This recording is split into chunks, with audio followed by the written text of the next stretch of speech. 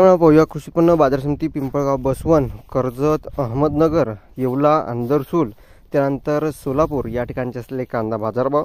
शेतकऱ्यांनो, कांद्याच्या भावात पुन्हा एकदा मोठा बदल बघायला भेटलेला आहे।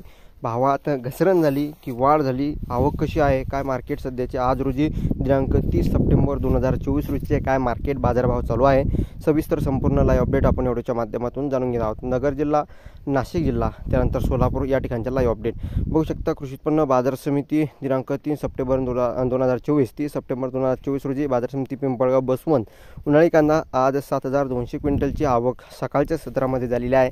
त्याला बाजारभाव कमीत कमी 1800, जास्तीत जास्त 4899 म्हणजे जवळपास 4900 रुपयापर्यंतचे मार्केट आहे आणि सरासरी 4100 रुपये 41 रुपयापर्यंतचे सरासरी दर चालू आहे। त्यानंतर बाजार समिती दिनांक 30 सप्टेंबर 2024 रोजी बाजार समिती कर्जत, अहमदनगर लोकल कांदा 15 क्विंटलची आवक कमीत कमी 1500, जास्तीत जास्त 4000, सरासरी 3000। दिनांक 30 सप्टेंबर 2024 रोजी येवला, अंदरसूल उन्हाळी कांदा आवक 1000 क्विंटलची आणि या ठिकाणी बघितलं तर कमीत कमी 1500, जास्तीत जास्त 4000 आणि सरासरी 3700 रुपयापर्यंतचे मार्केट आहे। त्यानंतर बाजार समिती सोलापूर जे गणेश वार सोमवार दिनांक 30 सप्टेंबर 2024 रोजी एकूण कांदा आवक 280 कांदा गाड्यांची झालेली आहे। सकाळच्याच व्हिडिओमध्ये आपण बघितली कांदा गाड्यांची आवक 1-2 वक्कल 3400 ते 3500 रुपयापर्यंत चालू आहे। मोठा कांदा 3100 ते 3300 रुपयापर्यंत चालू आहे।